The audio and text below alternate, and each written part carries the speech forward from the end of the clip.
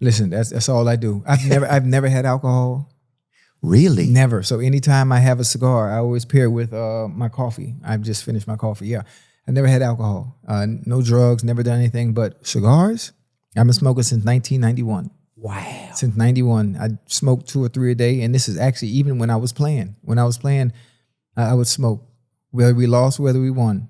So you never had alcohol, huh? No, I never will, man. But never did something will. turn you off to it when you were young? I think it might have been my mom. She drank? Mom. Yeah, did she? Really? Oh man, she drank like a fish, morning, noon, night, Wow. and seeing her become somebody I didn't even recognize. I think that's why I steered away from it, because it always starts young. Anytime you have a habit that you stay away from, you have the discipline to do it. Most people say, oh, you're so disciplined. No, no, I'm not.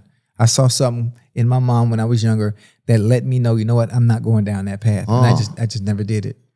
And is she still alive? No, she passed away from alcohol poisoning. From cirrhosis of the liver? Yep, 2021. I never forget. And I knew that I got that phone call. And I knew something was wrong because it was family members calling. Family members never call, especially like that, back to back from different family members.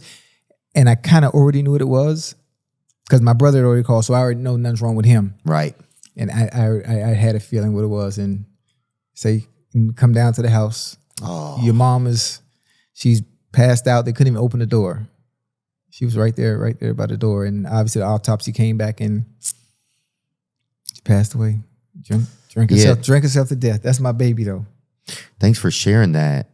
Yeah, man. I've been in recovery and struggling over the years from drinking. Sir. And a lot of my friends, it's part of a lot of people's universe these days. Sir. Yes, sir. And how do you try, and I even have a family member, I've done intervention and stuff. Mm-hmm. Did you guys ever try to do something like that? Is that hard as a son?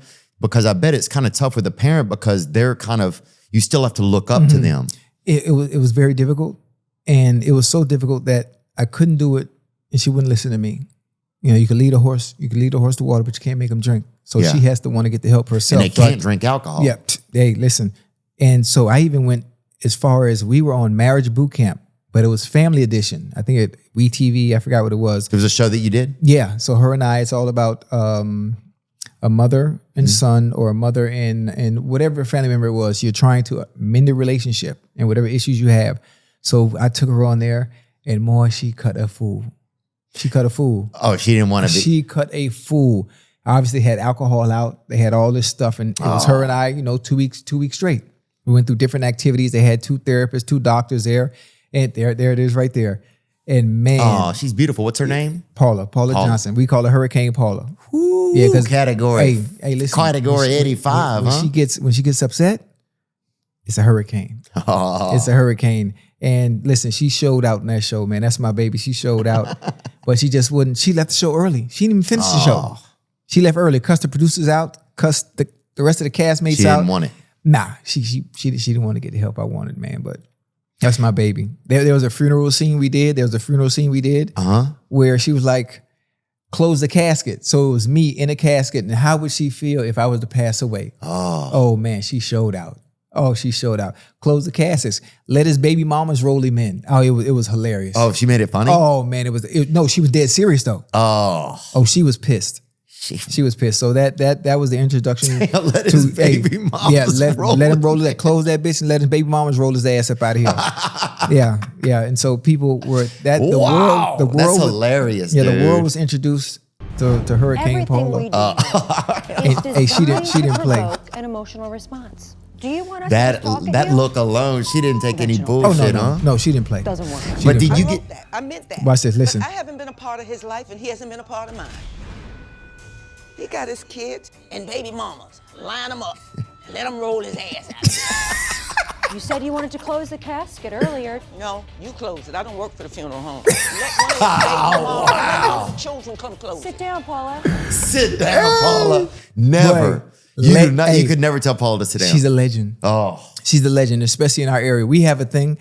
You're not really a friend of mine if you haven't been cursed out by my mom. That means you ain't been around long enough. And that's how she was. And we loved her just like that. And I never got a chance to say goodbye. I never got a chance to say I love you. But I had the messages saved before she passed away, and it's her cursing me out. Yeah. I mean, let me have it, letting it rip, like paragraphs, fuck you. And I wouldn't want it any other way. Yeah. I wouldn't want it any other way. Because that's who she was. That's who she was. That's fair. Yeah, I have a family member. They'll send me like some of the texts they send, shit in caps, emojis, things don't even make any sense. They'll be I can't even read it. Yeah. I already know what it is, right?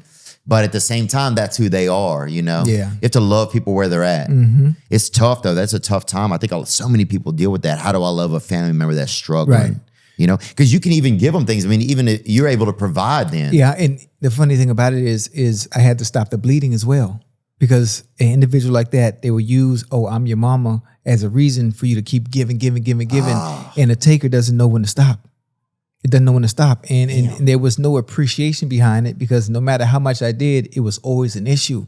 So even at that point with mom, I even had to deal with her from arm's length at a distance, you know? And it was cool. My grandma raised me, so her and I weren't really eye to eye most of the time. But man, when the times were good, they were good. But when it was bad, I know. We talk about entertainment.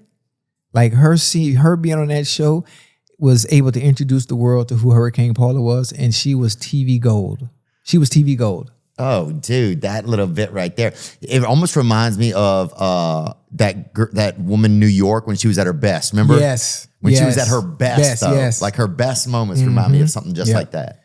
Oh, that's interesting. And at least you have that. At least you have that also, a moment of you guys' time together, you know, to look at. I bet she was super proud of you, though. Was she able to express that to you? Yeah, absolutely. She was proud of all the things I was able to accomplish, you know, obviously during my days and NFL, all the stuff that I did off the field.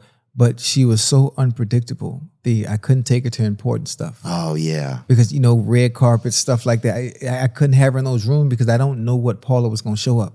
I didn't know which mom was going to show up.